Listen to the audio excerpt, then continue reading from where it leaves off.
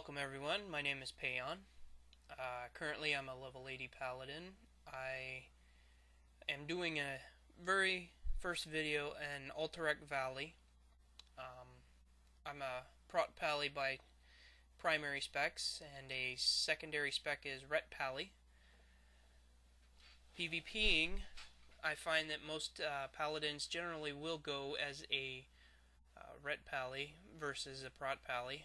However, there are still some aspects where prot pally in PvP is a very good thing to have. As you will find, tanking some of the bosses, it's nice to have a set of tanking gear with you so that you can actually equip it in case you need to right away. This is my first video. I will be putting out more. I'll be putting out more videos too on different perspectives of this game, not only, but I do have others that want to invest in putting more of their games, like Star Wars Galaxies.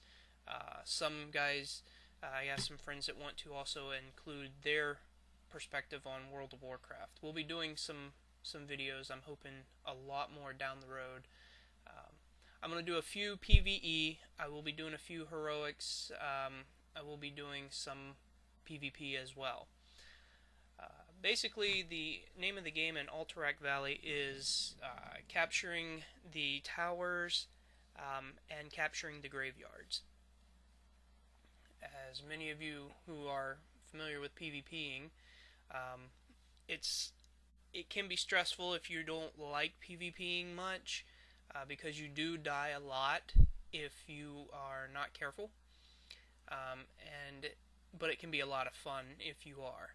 If you got a good group, which we do, we generally blow through these real quick. Especially Alterac Valley, knowing that it is mainly an alliance instance.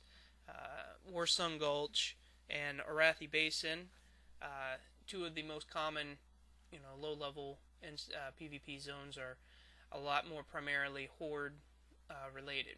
Get a lot of experience, a lot of leveling going on in here. If you're a person who is leveling, a lot of good gear, opportunities for when you do get to your desired level, if you have the honor to purchase it. So basically, like I said, we're just in here. We're capturing the flag. Capturing the graveyard. Then you push forward. As you saw, the very first boss, very easy to get down.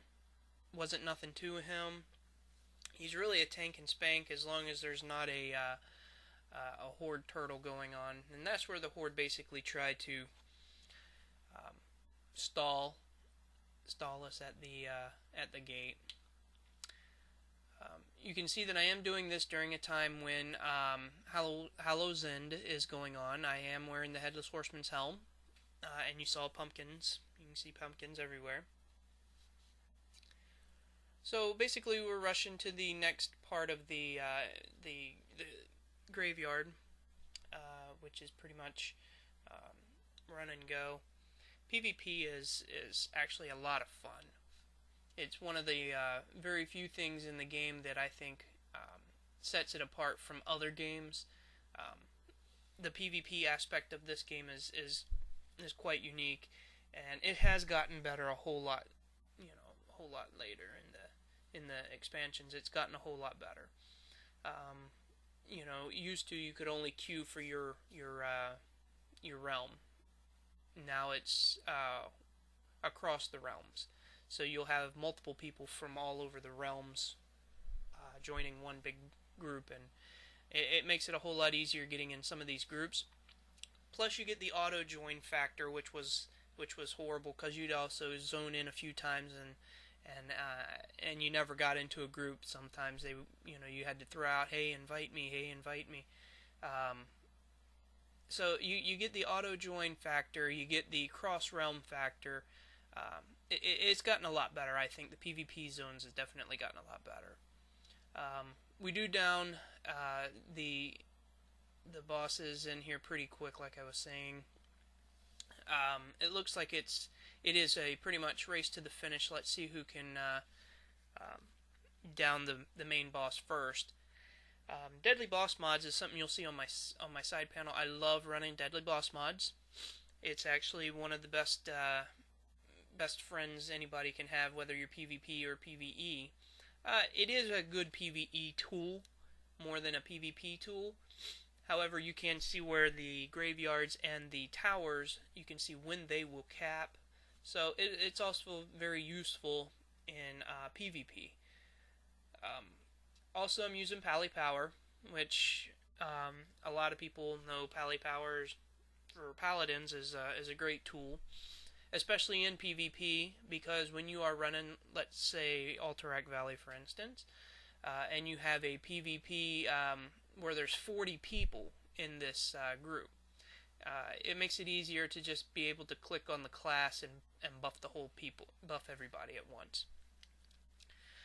So most of that you see, I'm using the straight interface, which is pretty. I like it a lot. I think it's a good interface to use.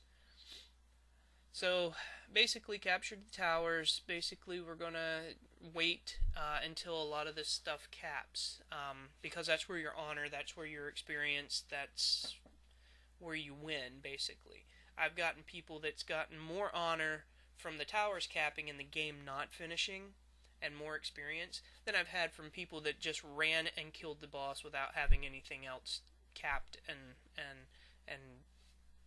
waiting. So you definitely want to cap it. I do let off a Headless Horseman helm, the Laugh. I love the helm. This is my first year getting it. I'm very excited about it. First time getting it with the sword as well too. Didn't see the mount drop for me. I will be hopefully looking into getting a mount later on in the future. But it did not drop. I was very upset by it. But, maybe next time, next year. I will be showing more videos on Headless Horseman. I do have a nice video. I have yet to finish narrating, and I have yet to finish completing it. But I will be putting it out. It is, I understand, a little late, but, hey, par for the course. So we're just going to basically hang out, wait, and get everything going. I want to, thank everybody, hopefully, that watches this. I hope you enjoy it. I do hope that you guys, subscribe, and, I'm hoping to make out a few videos on maybe some different perspectives from a Paladin standpoint that a lot of people may not seen, or may not have done. Some instances where I might not be able to solo the entire instance by pulling the entire thing, but maybe little bits at a time.